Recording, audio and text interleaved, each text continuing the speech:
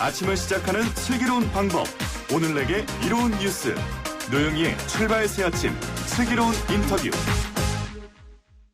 4.15 총선이 이제 한 달도 남지 않았습니다. 후보들은 코로나19로 발이 묶여 있지만 시계는 계속 가고 있는 것 같아요. 총선 대진표가 완성이 되고 있는데요. 그중에서 가장 눈에 띄는 인물 한 분이 있습니다. 세월호 유가족에 대한 막말로 당원권 정지까지 받았던 논란을 빚었던 바로 차명진 전 의원인데요. 이분이 공천되고 경선에서 살아남은 것을 보고 대단하다, 놀랍다, 의외다 이런 여러 가지 반응들이 나오는 것 같습니다. 직접 본인의 한번 이야기를 들어보겠습니다. 더불어 지금 현재 이 경기 부천병의 최종 후보가 되어 있는 미래통합당의 차명진 후보 연결돼 있습니다. 안녕하세요.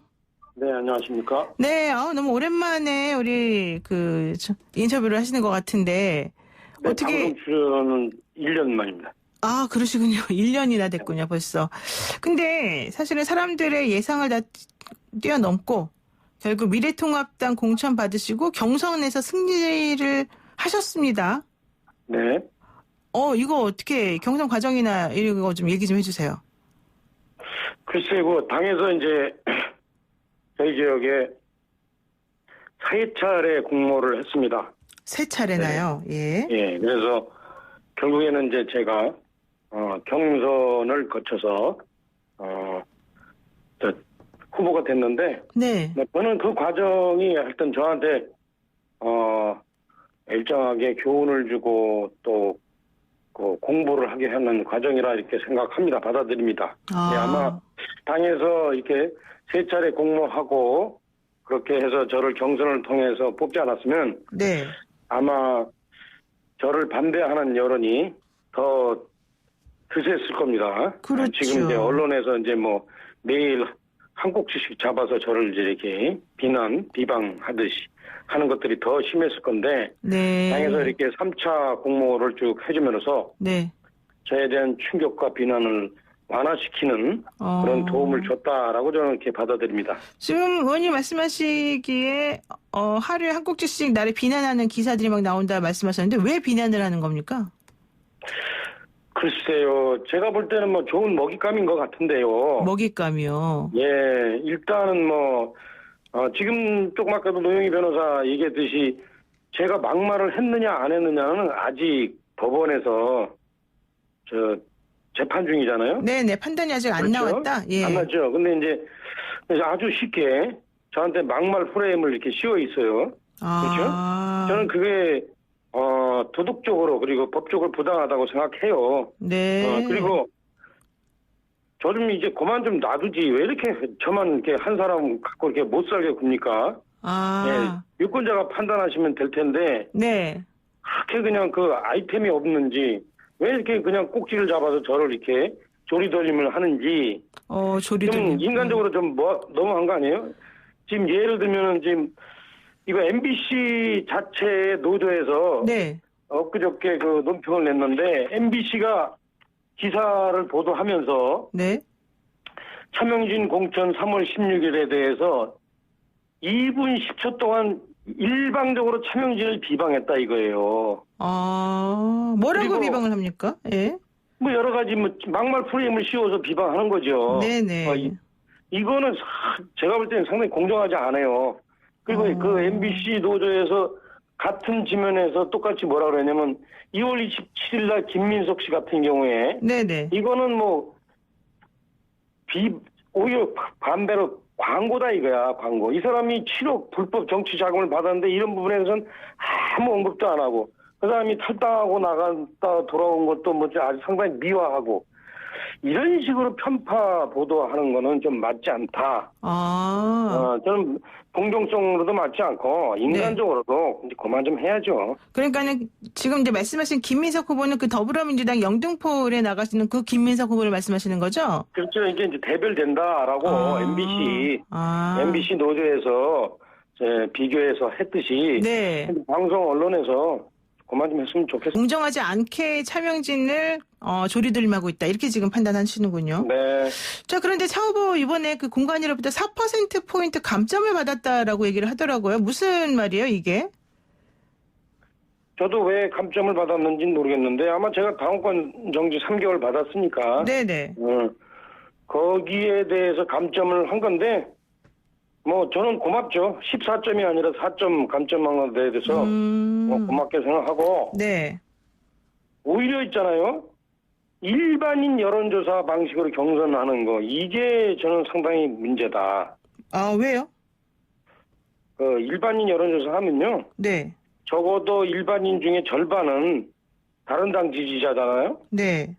그분들이 역선택을 했겠죠. 저는 아마 이 일반인 여론조사로 인해서 실제 미래통합당의 어떤 그 후보 중 상당수가 비정상적으로 바뀌었다. 선택됐다. 이런 생각이 들고 이런 방식의 그 방법은 당원 당규에도 나와 있지 않는 위배 방식이거든요. 네.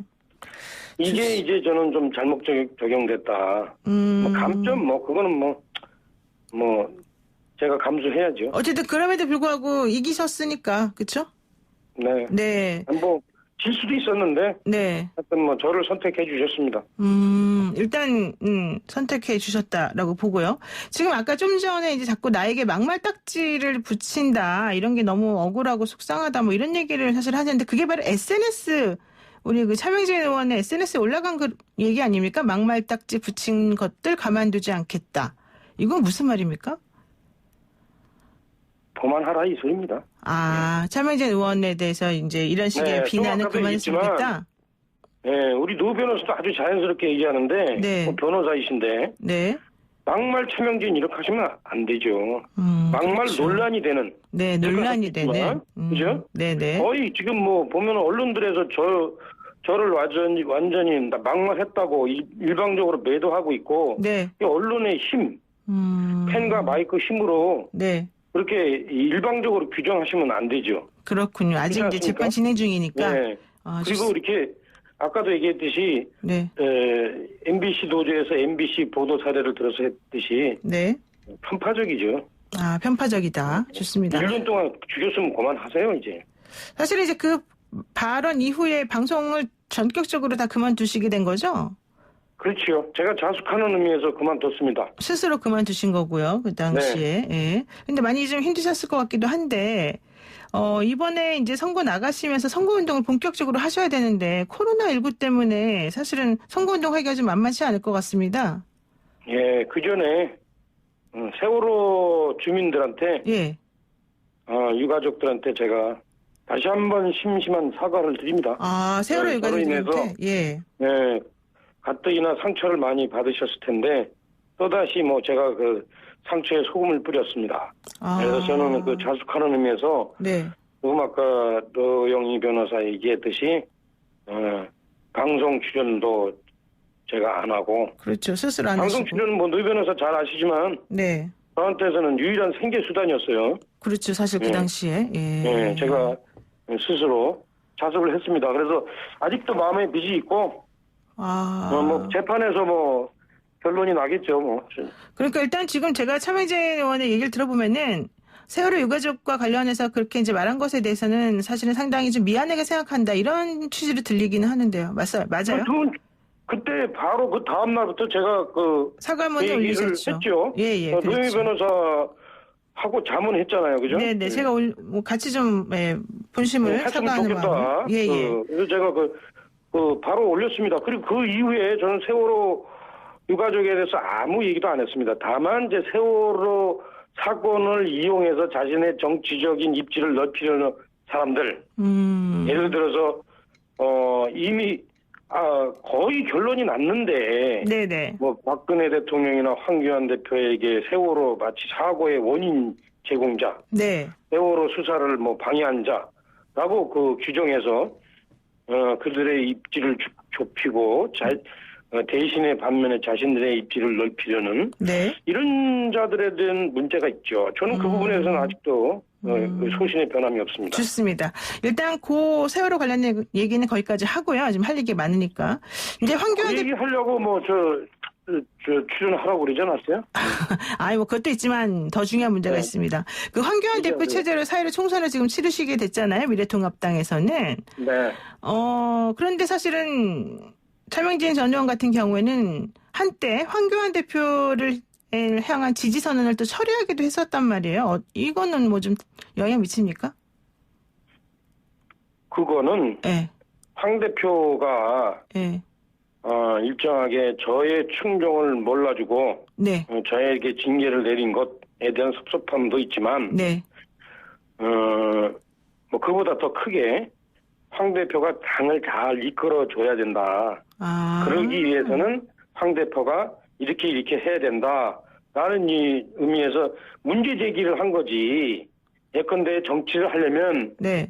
머뭇머뭇거리지 말고 좀 한 발 앞서야 된다. 그리고 정치를 하려면 네. 이것도 저것도 아닌 어떤 어정쩡한 판단으로는 당원과 국민 대중에게 정확한 좌표가 되지 못하니까 좀 생각과 노선, 언어를 좀 선명했으면 좋겠다라고 비판한 거지. 무슨 지지 처리한 건 아니죠. 아, 그냥 내가 비판은. 무슨 지지 처리한다고 그분이 무슨 당대표에서 내려올 것도 아니고. 네. 저는 그 양반 또 찍었어요. 그리고 그래요. 또 뭐 정치를 처음 하니까 여러 가지 어려움이 많을 테니까 네네. 주변에 이 간신들 두지 말고 네.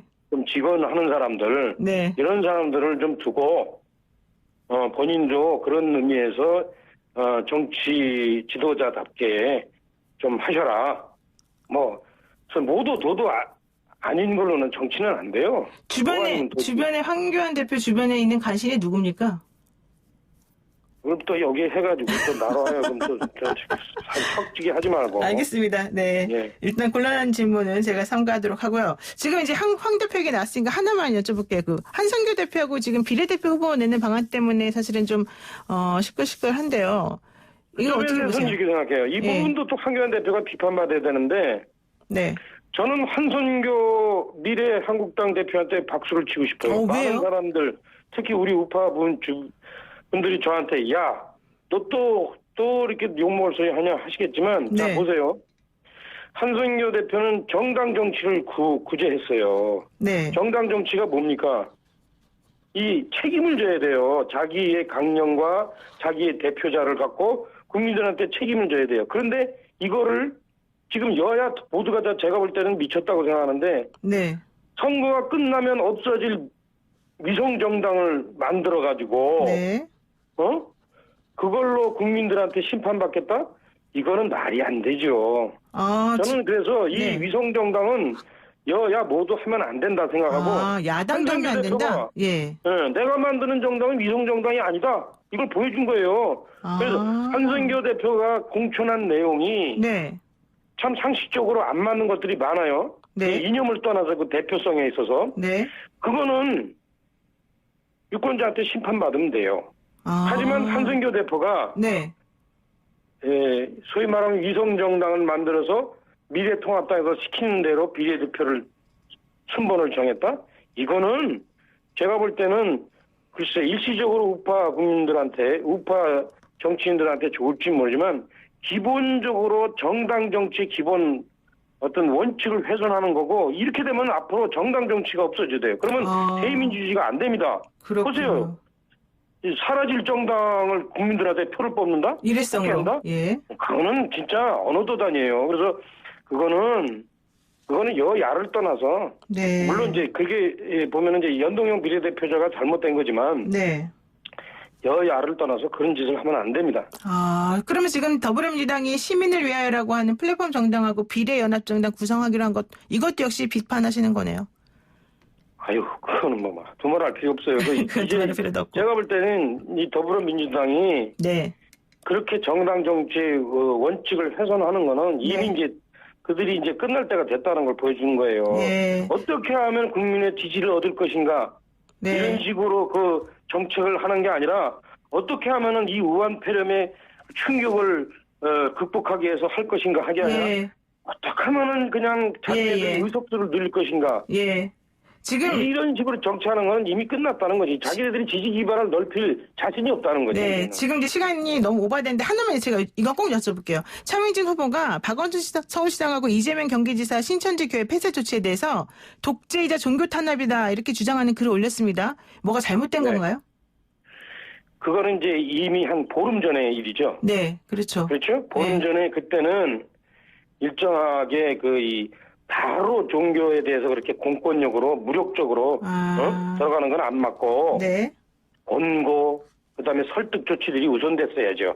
지금은 이제 밀집된 교회에서 문제가 생겼으니까 이 부분에 대해서는 어느 정도 또 제재를 가해야 되죠. 그다음 네. 그건 보름 전에 제가 한 얘기입니다. 보름 전에 한 얘기는 맞았지만 지금은 안 맞는다 이 얘기네요. 지금은 좀 더 달리 해야죠. 네. 아마 제가 알고 있기로는 많은 목사님들이 네. 스스로 또 자제를 하고 있는 걸로 알고 있습니다. 알겠습니다. 예, 오늘 말씀 여기까지 듣겠습니다. 고맙습니다.